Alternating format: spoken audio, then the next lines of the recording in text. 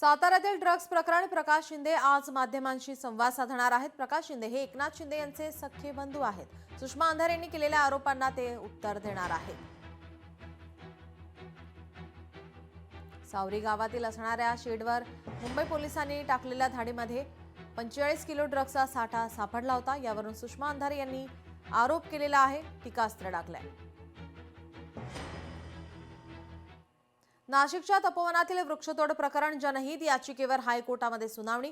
1800 झाडं तोडण्यास मज्जाव करण्याची मागणी करण्यात आली आहे। साधुग्राम उभारणीसाठी पर्यायी जागा शोधण्याचे आदेश देण्याचीही मागणी होतीये। भरधाव ट्रकने विद्यार्थिनीला चिरडला आहे। 14 वर्षाच्या विद्यार्थिनीचा जागीच मृत्यू झालाय। वर्ध्याच्या आर्वीतील ही धक्कादायक घटना। ट्युशनला सायकलने जात असतानाची ही घटना समोर आली आहे।